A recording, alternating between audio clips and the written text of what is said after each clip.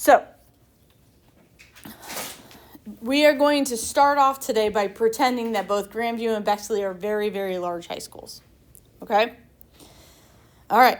So, let's just say at Grandview, the proportion of students at Grandview that eat breakfast in the morning is 75%. How many of you guys ate breakfast this morning?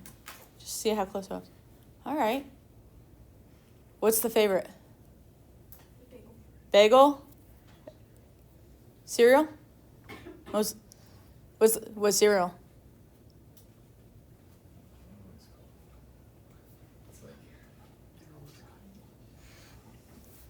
I was a Lucky Charms fan when I was your guys' age. But now I don't think people eat Lucky Charms because it's mostly like eating candy. Captain Crunch was also a very popular one where we were. Okay.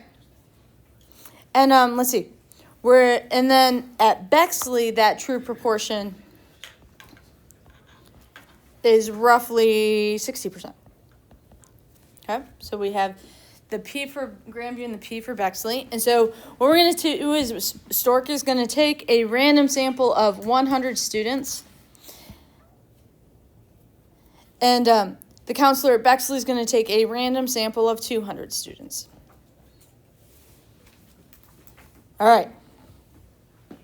So let's ignore Bexley right now and only focus on Grandview, okay? All right.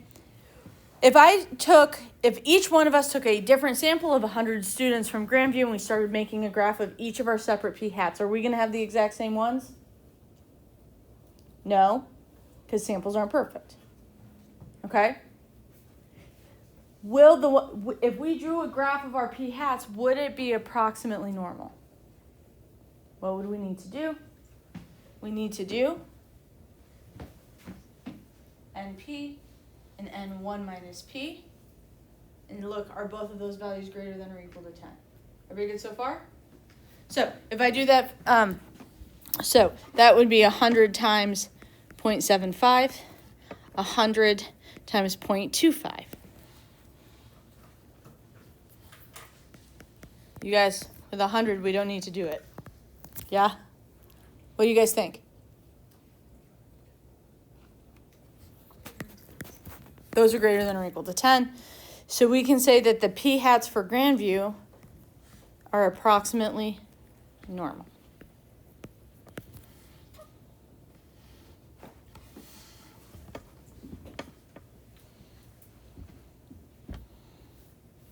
All right. Now, we are not all going to get the same P hats, right? Like my sample might be 72% of my sample ate breakfast. And then Jackson, his sample might have had 78% who ate breakfast, et cetera, right? So we're all going to have different percentages. We're all going to have different P hats. But what's the average of our P hats going to be?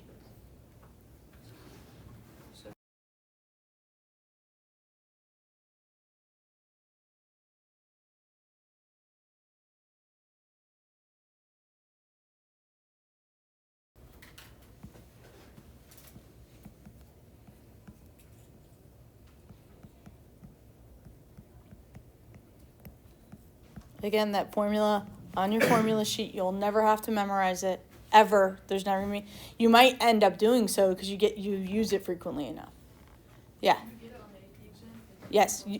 You will get. I mean, you won't get to use this one. But they will have one for you when you walk in the door. Sure. Sounds great. Everybody good so far? All right. Now, what about Bexley?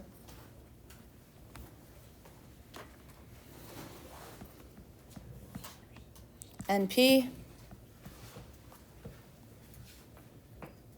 Oh, I'm doing this wrong. I was right the first time.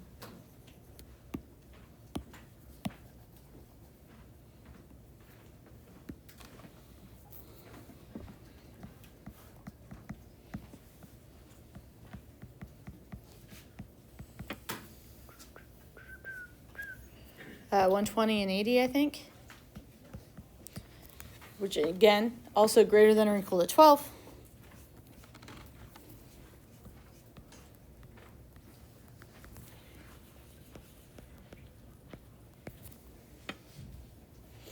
The center of those p-hats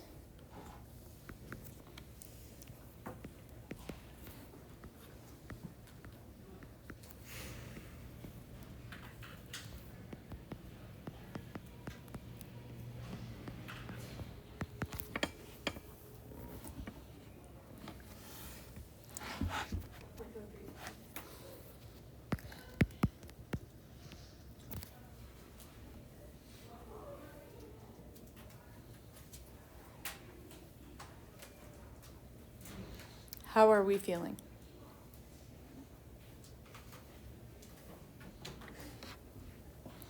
Wow, this is going to give us such a lovely opportunity to review something from Unit 4 as well. Okay, you guys. Is it possible that I take a p-hat from Bexley, and that p-hat from Bexley is roughly 0.62?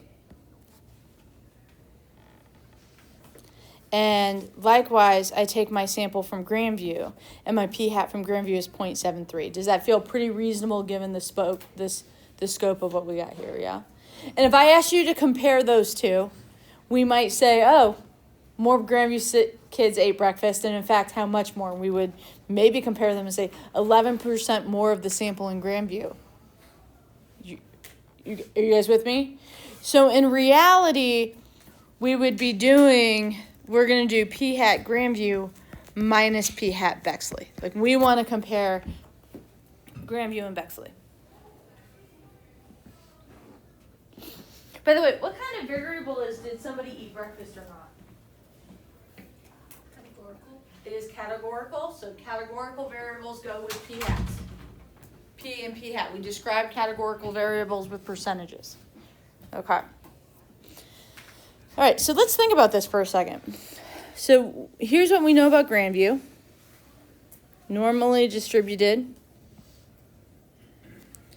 On average, those p-hats are 0.75. The standard deviation of those p-hats is 0.043. Okay? And what we're going to do is we want to compare the Bexley graph to that by subtracting it.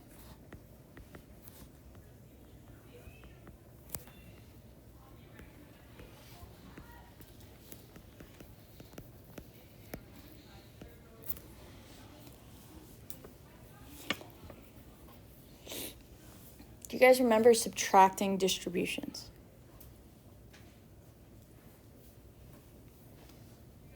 On average, the sample I'm going to get from Grandview is going to give me a p-hat of around 0.75. The sample I'm going to get from Bexley is going to give me a p-hat of about 0.6. So on average, what's my mean? I'm sorry? Does everybody feel good about me just saying that that p-hat G minus p-hat B is going to center at 0.15? Great. What about the shape?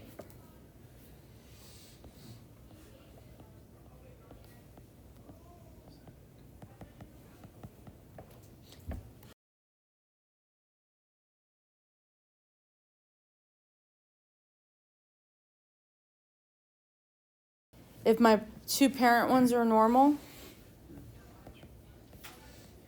then their sum and or difference would also be normal. All right. What about my standard deviation?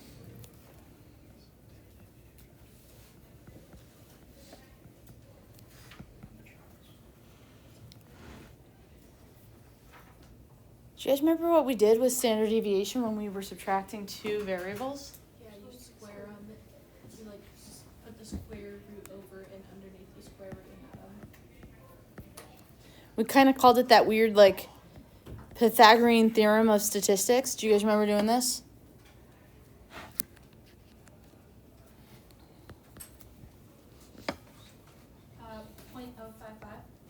Sure.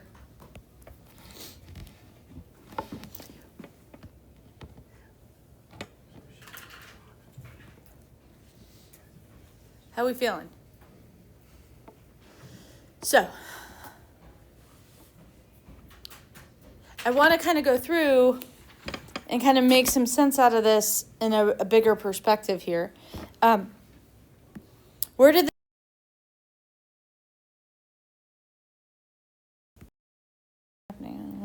it really was, what we did to get there was a 0.75 minus 0.6, which was really the p's that described each of the populations subtracted. Okay? Now, that one's usually pretty easy for us to see. All right. Now, we did 0.043 squared. That 0.043 came from this expression, yeah? What would happen if I squared that? When you square something underneath a square root sign, what happens? The squared and the square root cancel each other out, yeah? So the squaring of that 0.43 squared is really p Grandview 1 minus p Grandview over the n from Grandview without that square root sign, because when I square both of them based off of what we already did from last unit. Is everybody with me? Okay, and so hopefully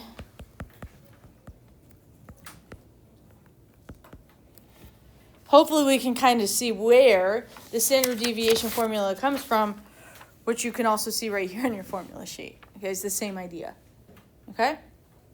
Now, I want to talk a little bit real quick about my subscripts here, because it is kind of weird. Like, when you guys see this, p hat g minus p hat b, I want to make sure we all understand what this standard deviation truly is. Okay? And to do that, we need to understand what a singular point on this graph means. Is everybody with me? So over here, we said, all right, is it possible that I could get these two p hats? And we all said, yeah, that's pretty reasonable, right? And the difference in this case would have been 0.11. It is a difference. So this 1 point right here might be that 0.11. Okay? So what happens is we're about to get into, and you're hopefully starting to see on this page, some really funky formulas. We're going to go through a lot of them. And it's really important. It'll make our lives a little bit easier if we can finalize kind of what these different formulas mean. Okay? And the subscripts are a huge piece of this. Okay. Now, we said this one was normal because both of these two were normal, yeah? Okay. So, in general, when we compared these two, why was it 0.15? It's just the difference between the two populations. Okay? Go ahead and turn the page.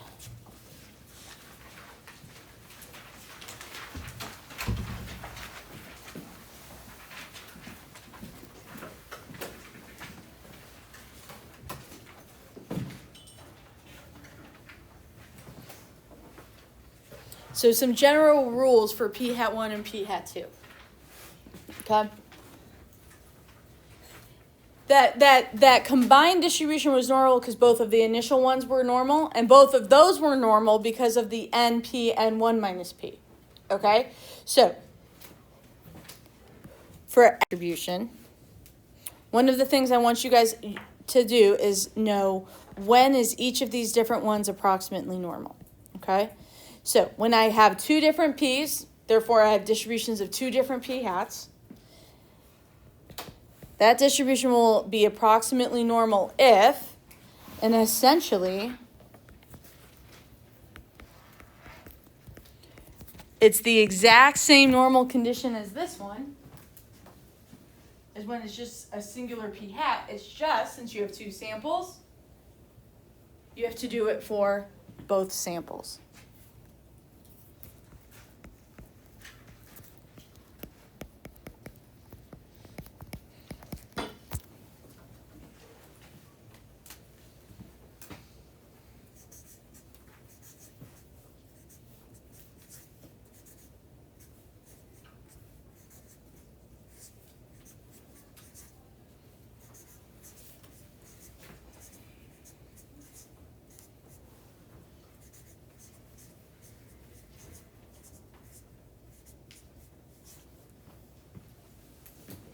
Everybody good so far? The mean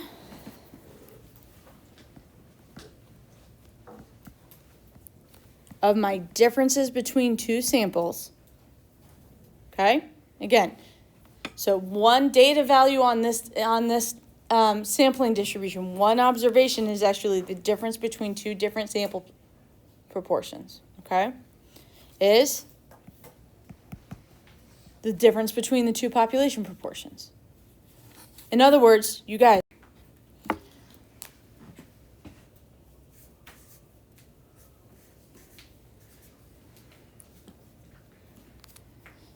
standard deviation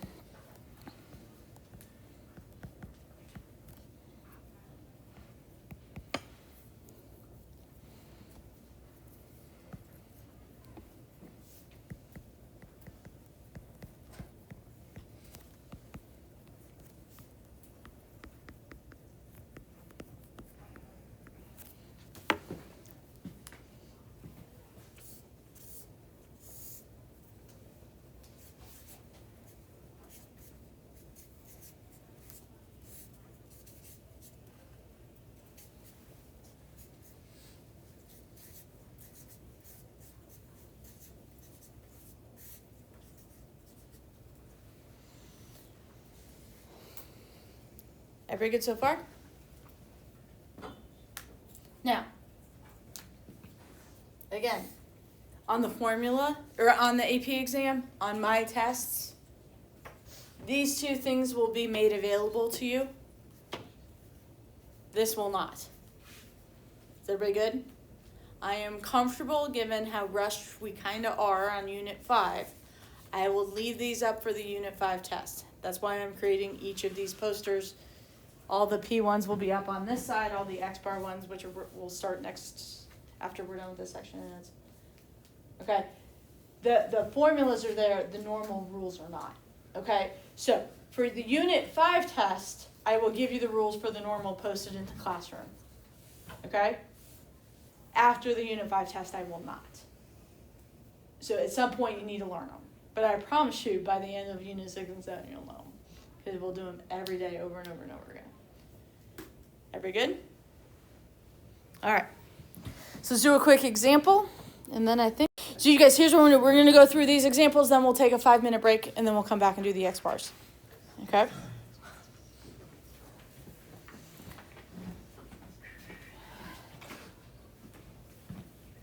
All right.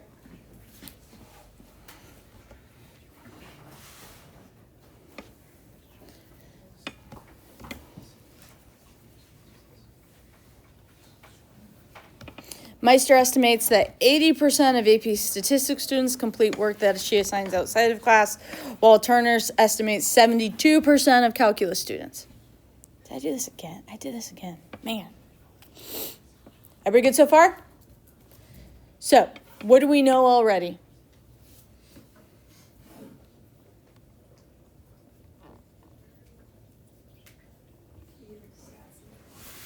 So we know PS is 0.8. We know PC is 0.72. Great.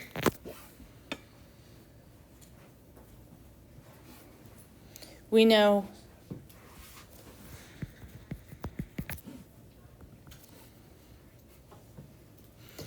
Meister takes a random sample of 45 AP Stats students. Turner takes a sample of 40 AP Calc students. Now, I highly recommend you use letters as your subscripts instead of the numbers 1 and 2. I think it helps keep everything straight. All right. So, describe the sampling distribution of P hat S minus P hat C. You guys, that means I need to describe 3 things. What are those 3 things?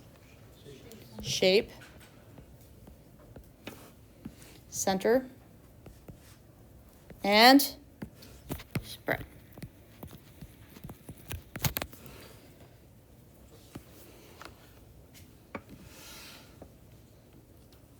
All right. So, to do shape, we have to do NP and N1 minus P for both groups.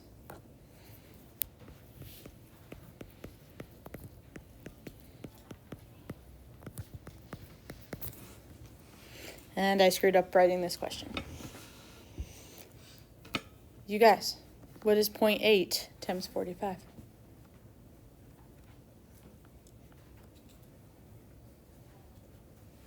Use your calculators.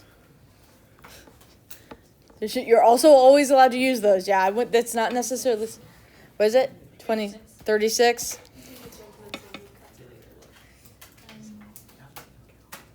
Well, that was 100 times a percentage. 100? You just move the decimal. When it was 100, that was the one where I said something about no calculator.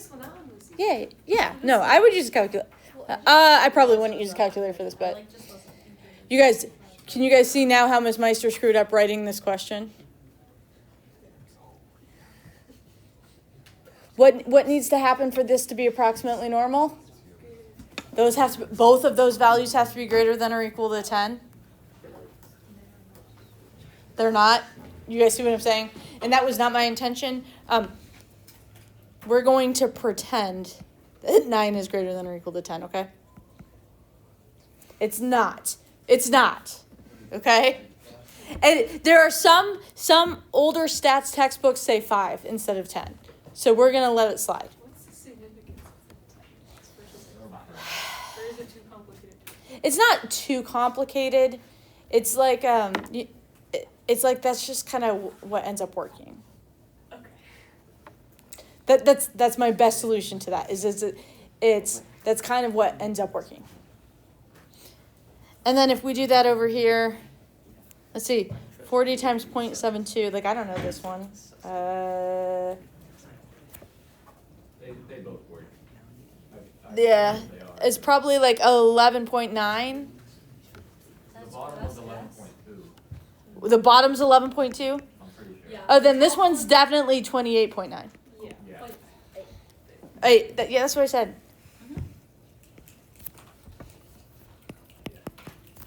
Okay, so what can we say about the shape? It's approximately normal. Center?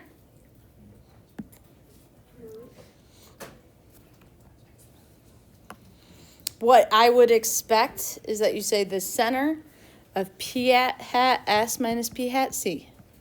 The center of the differences of our two samples is 0.8 minus 0.72, which is equivalent to 0.08. I would like to see that work because the College Board is going to expect to see that work. The standard deviation.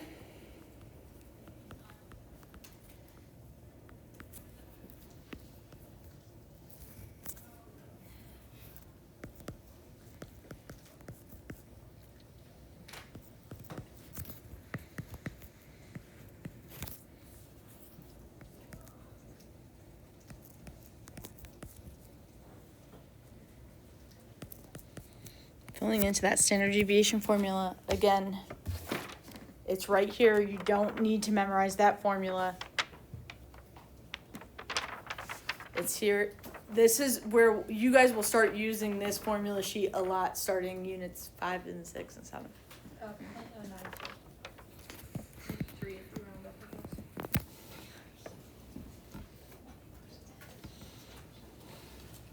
So I'm gonna swap it.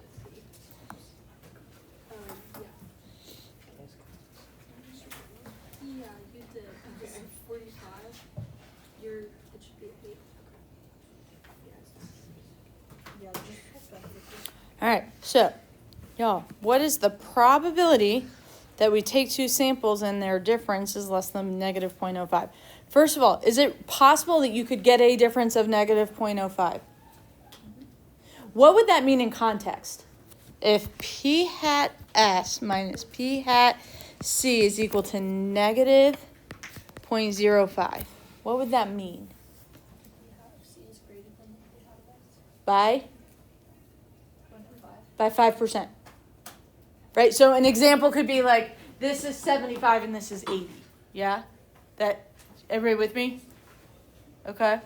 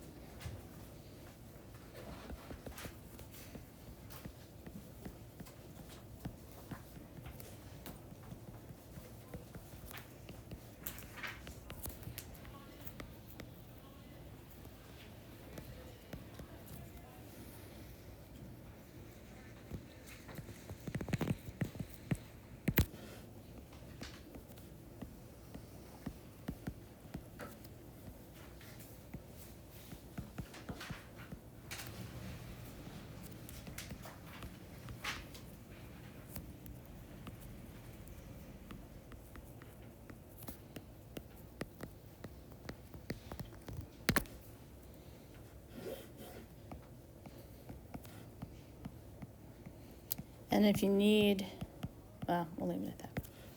All right, so let's take 5, because that was a lot. And when we come back, we will go on to the X bars. Perfect. The next thing we're going to talk about is the sampling distribution of sample means. Okay, this one comes with a little bit of more kind of weirdness and some, when I say I'm going to be picky about language, I'm very picky about the way you describe the distribution of sample means, okay? Now, here's what I'm going to do. I'll do that later. Okay. First of all, in order to take the mean of a sample, the measurement what we are taking that sample from needs to be a quantitative variable. In other words, I can't measure the mean of my asked it was a word. The Bexley eating breakfast versus Grandview eating breakfast. Tongue twister there.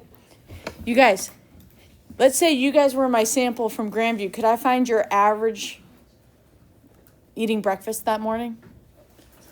Yes, plus yes, plus yes, plus no, plus yes. That doesn't make sense. Yeah. What I would have to measure from each individual observation in my sample is a number. Everybody good? Now, what if instead I phrase that as how many times this week or last week in a 5-day week did you eat breakfast? And so each one of you gives me a number. That would be a quantitative variable. Then we would talk about the distribution of sample means. Is everybody with me so far? Okay. Now, when will the sample means be approximately normal? The answer is under 2 different circumstances. If we are sampling from a normal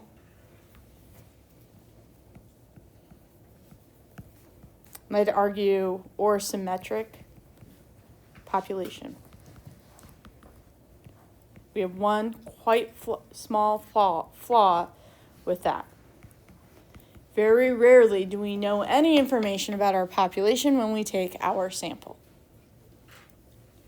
Everybody good so far? All right, now. Another way is if our sample size is large enough, and the answer to how large is greater than or equal to 30. So if one of those 2 things is true, we can say our X bars will be approximately normal. Let's see if I can do this without having to stop the recording.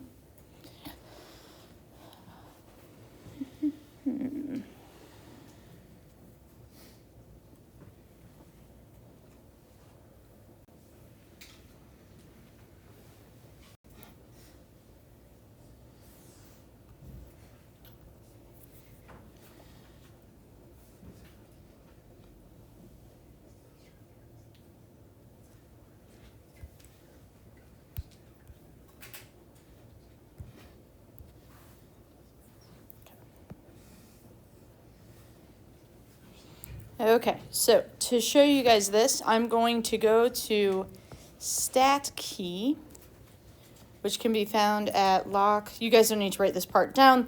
This is for the people who might be learning this from a recording.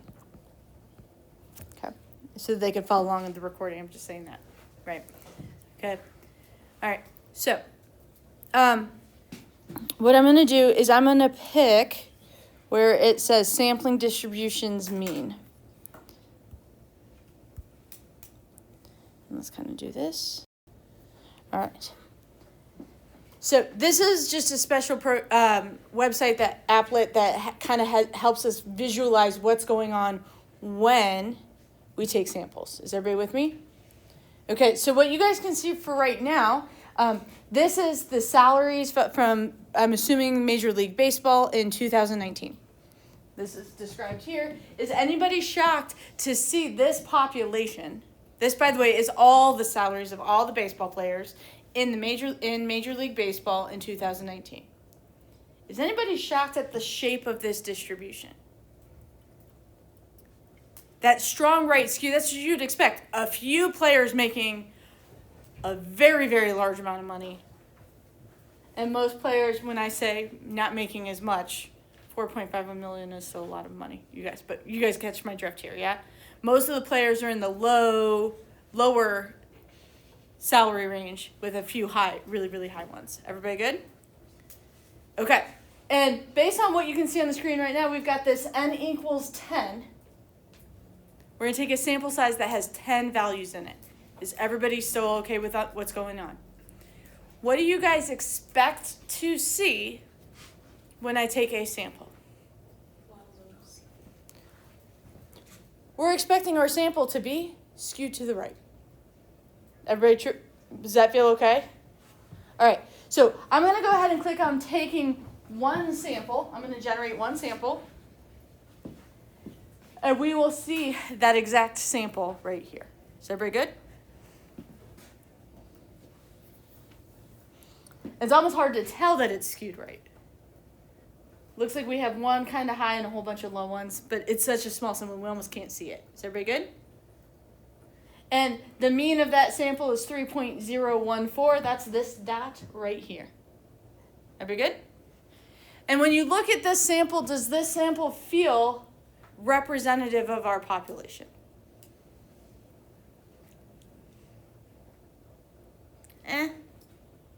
I'm okay. Just so you know, some of you guys went like this, and some of you guys went like this, and some of you went like this. That's exactly probably how you should feel. It's really hard to tell with a sample size of 10. Is everybody good? I'm going to take another one. And this one, again, we can kind of see a few high salaries with mostly low. And this one had a mean of 3.61. That's this dot. And this one is the previous sample. Like I can hover over it, and you guys can see that previous sample. Everybody good? And let's just do another one. Still? And so what I'd like you guys to do, I'm going to start taking samples one at a time, but quickly. Okay?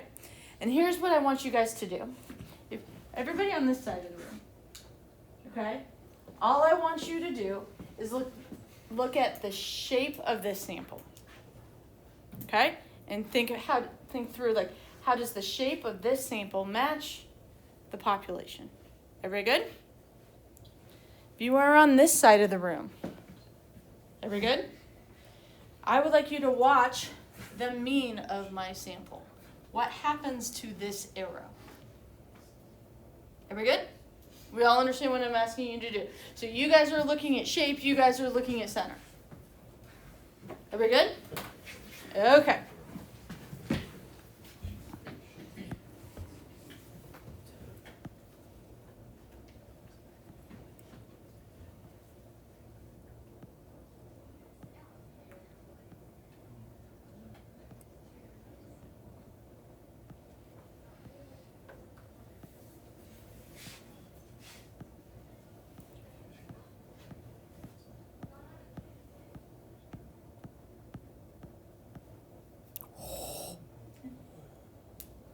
It's a good place to take a pause, I think. I bet you guys noticed something major if you were looking at the arrow here, right? What did you guys, so here, did you guys see how much larger this mean is compared to all the other samples? And like, look at this. Tell me, what's going on with this sample shape, people? It's much more spread out, and you have a lot, this is an over-representation of the high salaries, wouldn't you say? And with a sample size of 10, that can happen, right? All right, I'm just gonna do a few more here. See, can't do it too fast. All right, if you were looking at the shape before, look at the arrow. If you were looking at the arrow before, look at the shape.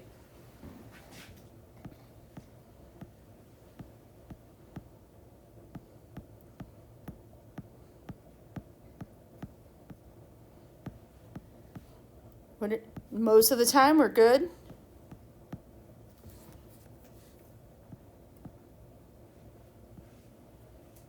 Every so once in a while, you get crazy big samples.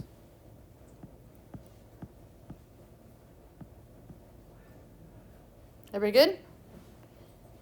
All right. And so this is a sampling distribution. What is each dot on this graph? It is the mean of a sample. Is everybody good? This graph is a sample, singular. This is the population. Okay. You guys, if I were to say the distribution is skewed right, which one am I talking about?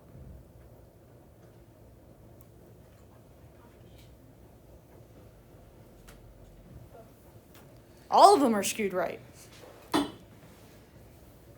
This one's skewed right. This one's skewed right. This is starting to feel skewed right. So, can we understand why it is not okay to say the distribution is skewed right? Or the distribution is approximately normal? Can we understand why that's not okay? So, as we say things, when I say I'm going to be very picky, okay? The phrase, the distribution, is no longer, and in fact, I'd argue has never been an acceptable part of your answer. It needs to be the distribution of something.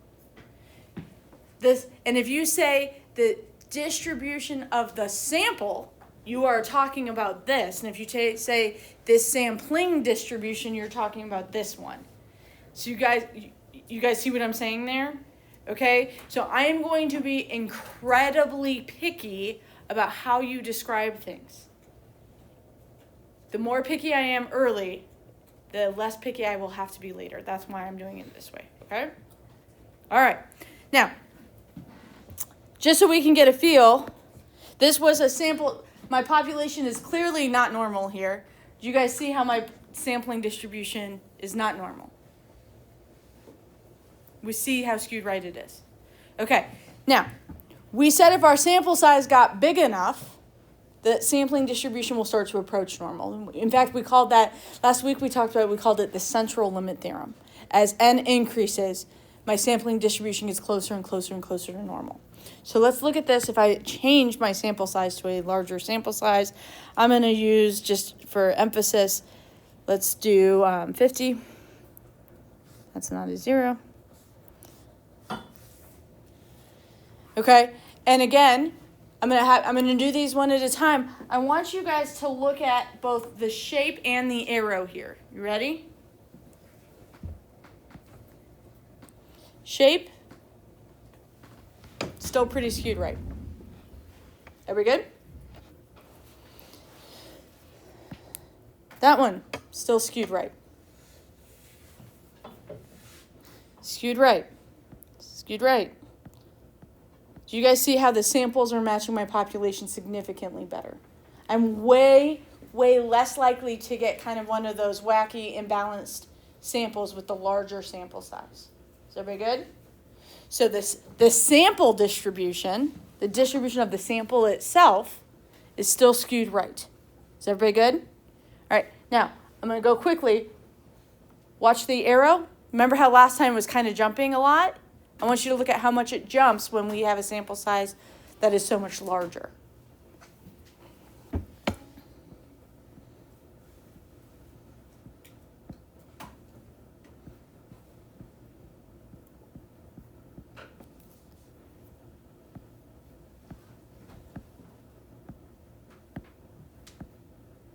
How much is it jumping?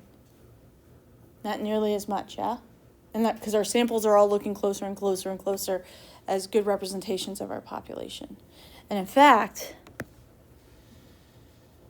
now my sampling distribution is looking pretty close to normal. Still not perfectly normal. That's why we always say approximately normal, right? Okay, so if I have a sample size of 50, can we say our sample distribution is going to be approximately normal? My sample distribution is still skewed right. Can we say our sampling distribution of sample means is approximately normal? Yes. The sample distribution? No. Do you guys see how confusing this language can get really quickly? Okay? We gotta be really, really careful. I would highly recommend, instead of saying sample, never say sample. Okay? Say the distribution of sample means. Or the distribution of means is good. The distribution of the sample, it's very rare you're going to have to describe the sample itself. At least in Unit 5. In Unit 6, or Unit 7 you will, but that's a whole other. We'll get there. Okay. The mean of our population was 4.51. Can you see how the mean of our sampling distribution resembles the mean of our population? Are we good? Okay. So let's go back to the notes for a little bit. All right, so you can kind of see now that the sampling distribution, if I have a small sample size, the sampling distribution is going to kind of resemble the population. If I have a large enough sample size, our general rule of thumb is 30.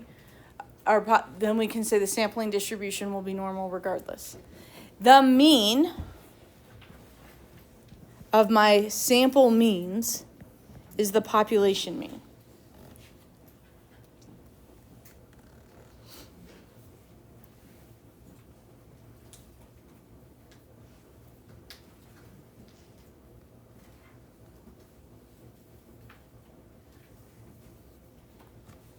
The standard deviation of the sample means is equal to the standard deviation of our population divided by the square root of our sample size.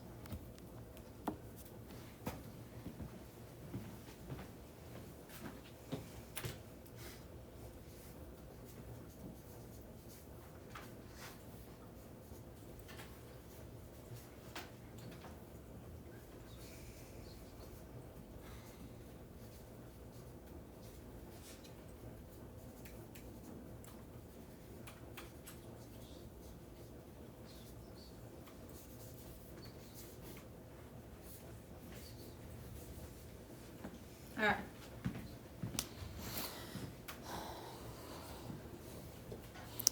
The heights of young women follow a normal distribution with a population mean of 64.5 and a standard deviation of 2.5. Find the probability that a randomly selected young woman is taller than 66 inches. Okay. So this first question is asking about an individual.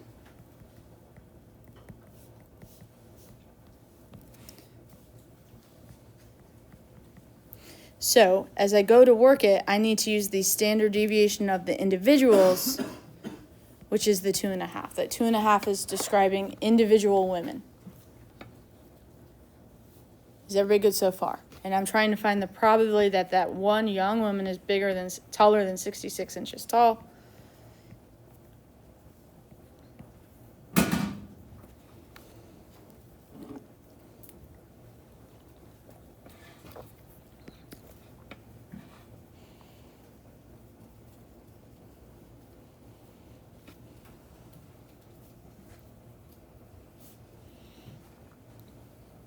Yes. How do I do it? Just throw it into normal CDF.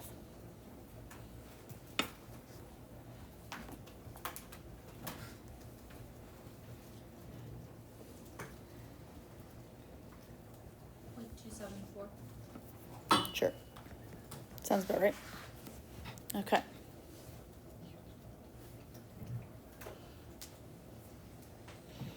Find the probability that the mean height of a sample of 10 young women exceeds 66 inches. So, you guys,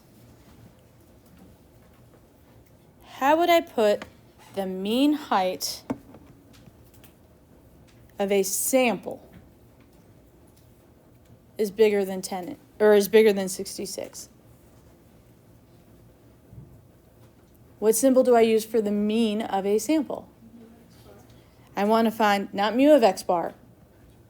If I'm describing a singular sample, that is x bar.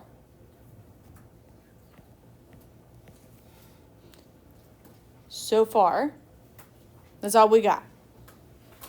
So what we need to think through is what would the distribution, like let's say we all just took a different sample and we all measured the mean of our sample, okay? That's what I need to compare this x bar to. Is everybody okay? Now, what do I know about the mean of x bar? The mean of x bar is equal to the mean of our population. Is everybody with me? So, 64.5. But one of the things I want to point out is that this 64.5 and this 64.5 do not mean the same thing. They have the same value. This is my population mean. This is the mean of the x bars. Same value, but those two symbols do not mean the same thing. This symbol is talking about the mean of the individuals. This one's talking about the mean of the sample means.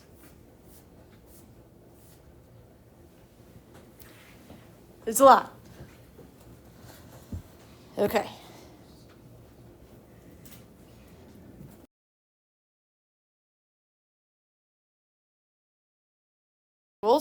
I need to use the standard deviation of the sample means, which is equivalent to the standard deviation of the population divided by the square root of my sample size. So 2.5 divided by the square root of 10.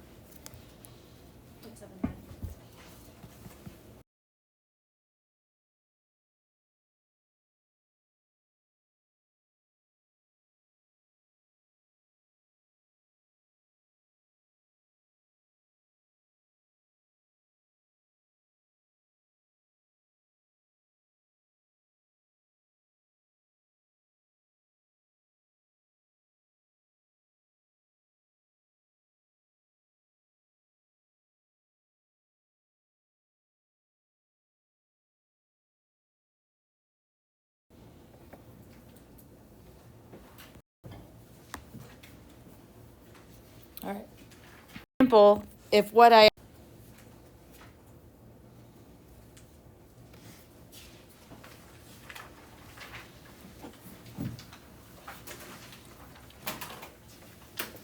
almost done with today.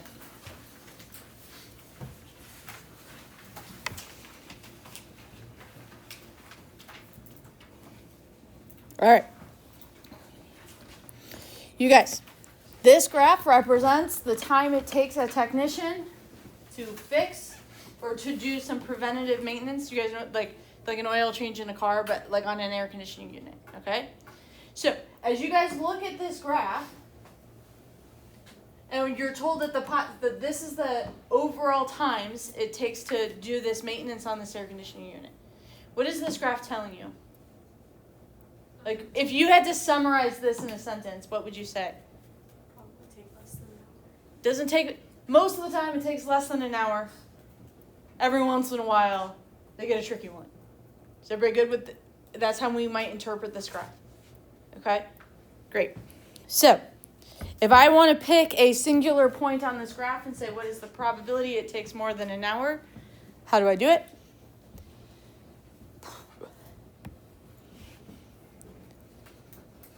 Great. I don't know either.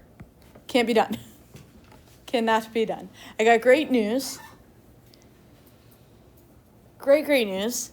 Rarely does a company worry about an individual one. They want to look at what's happening in the grand scheme of a day, the grand scheme of a week. Is everybody good? So, in the coming week, the company is going to service a sample of 75 of these units. Everybody good?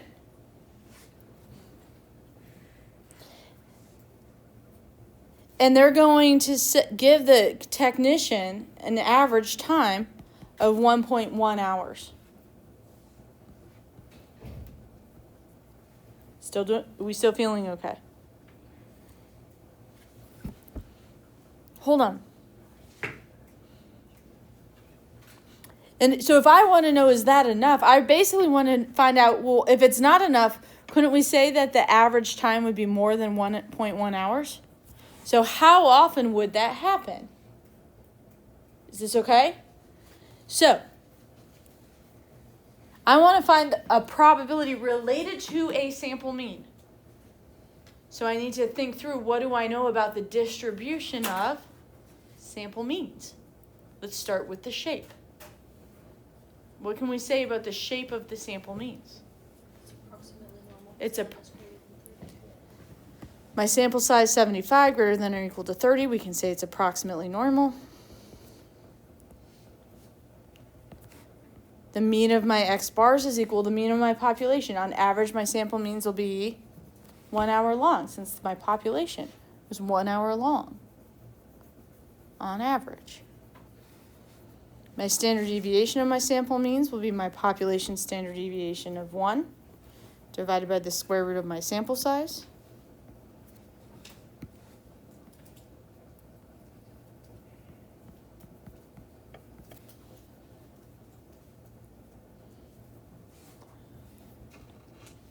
.118. 115. I used to be way better at that.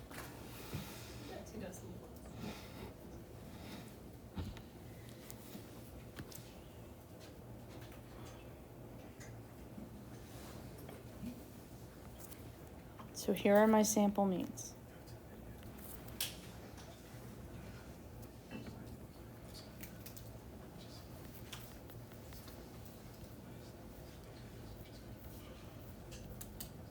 So what is the probability?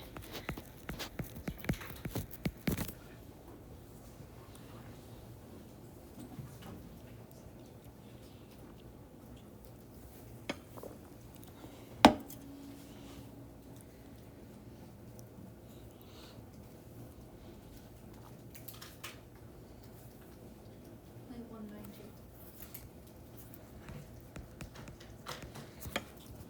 Less than 20% chance that 1.1 hours isn't enough to cover the week.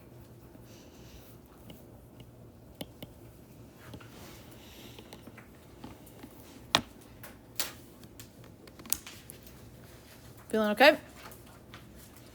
All right, you guys, we have some time already. My recommendation for you guys, no quiz, no homework, so that you have some time here to do those progress checks. I would prioritize progress checks 5B and 5C. You should be able to get through all of 5B and most of 5C. My reason for telling you to do that is those are the topics where you haven't taken a quiz or done any homework or any practice with the content. Yes? You were told in the STEM that both the population mean and the population standard deviation were 1? Yeah. How would you describe the increase from the 0.192? How would you describe that? What that means? 19.2% of the time. An average of 1.1 hours per week. The ring light. It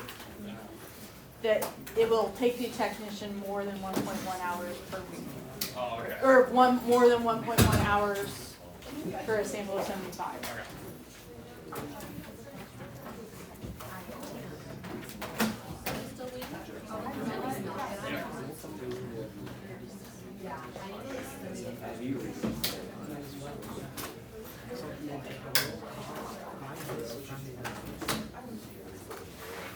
I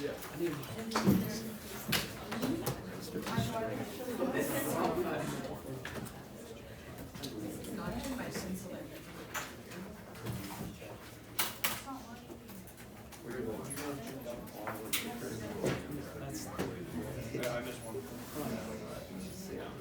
I don't know how. Probably something really stupid.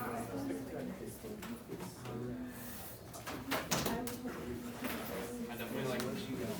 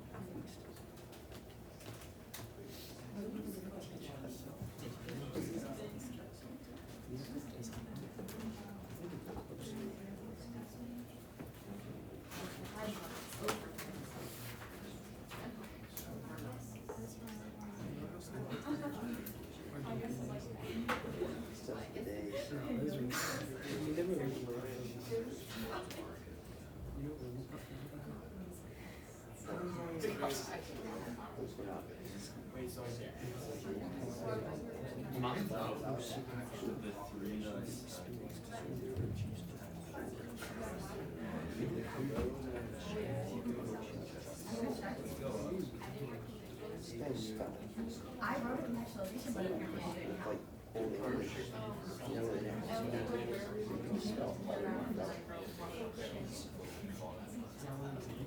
Yeah. Columbus exchange for fire.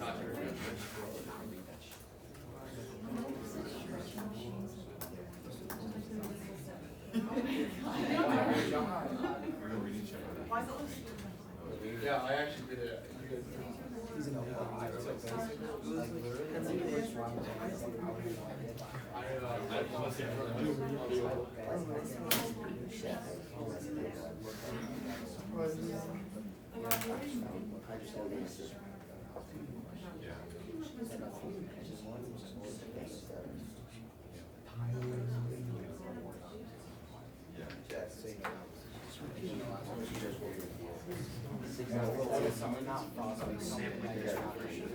you get a 7? I missed the evidence to be on the box because I don't know how, because I've used like 3 of the things that he said. You think be really specific, like, yeah. Whatever. I don't know who's gonna grade it. Like for midterm. Well, you know, she told us, so a 7's 100, 6 is 97, 5 is 98, 5. 4 is Oh my gosh, wow. I was black. I think the public got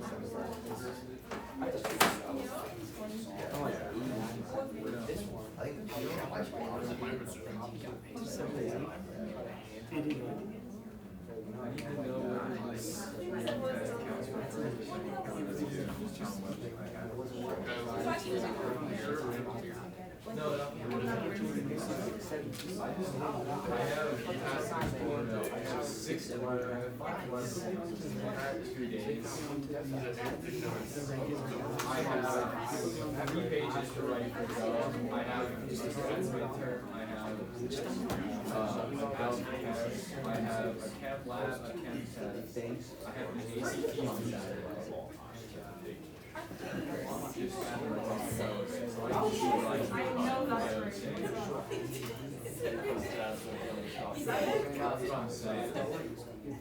I hate to do this. And also, but like, I like to sleep on it for these weekends and just start sleeping on it. Something to correct my today. But it's just, Here, let me see if I can find about that. because if you didn't. Because I got exactly half of it done. Because look, I got Two, I did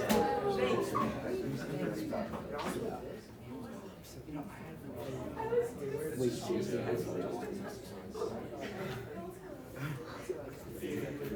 So you're just watching it.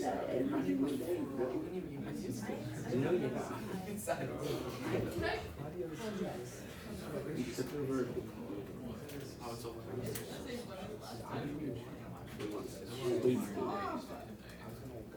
You know, like, when I was there, it's like, so you know how you like,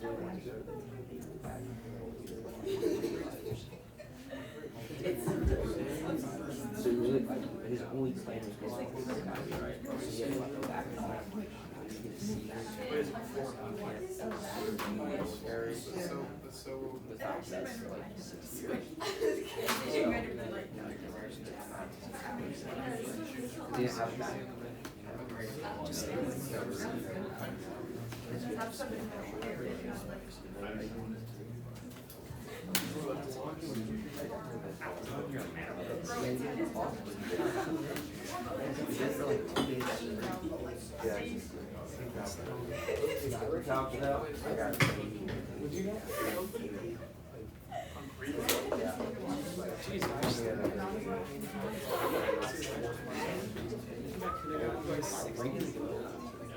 Used to be so good. What happened to it? I think I missed The fall off.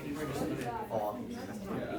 I mean, literally, first couple of weeks, you're in like 98.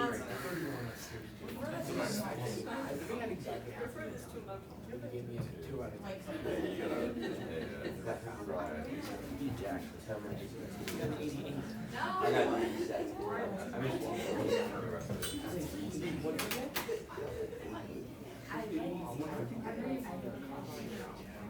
Someone got 100. She lost you. I just wasn't great job. No, because Can I get up? I got 4 Marie 5. like before you knew.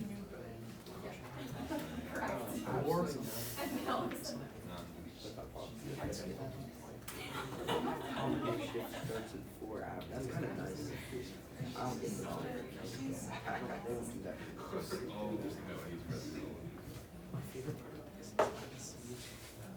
Oh, I just realized that.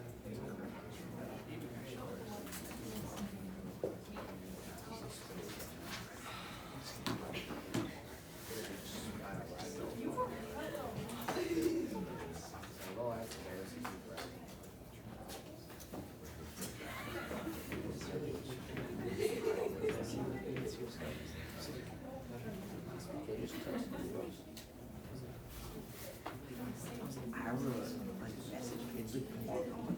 So it's a text string, right? So it only lets you send a certain amount of characters and text. So it ends up being like 4 different texts if you want to send a text.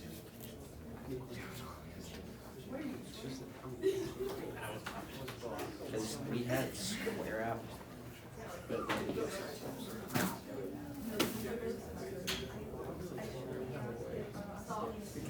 think the last 2, I don't think it came for my last 2 shifts. I can't lie. Because I checked the statements and I'm like,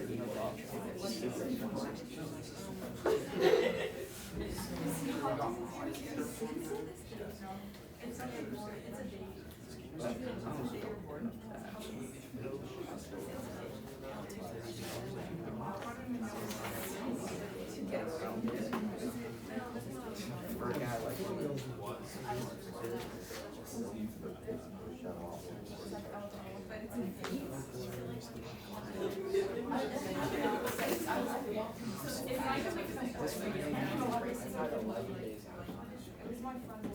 I hope you can just one one day.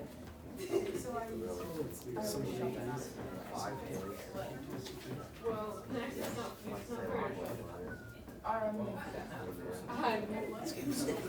sounds worse.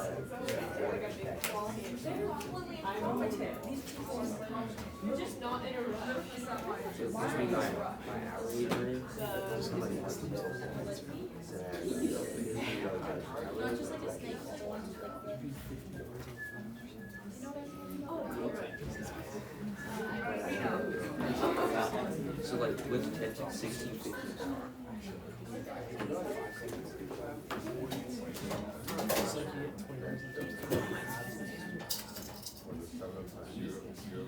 Yeah. That's good. Because on their prices, so we get the typical. So we usually pay 15 because now people are saying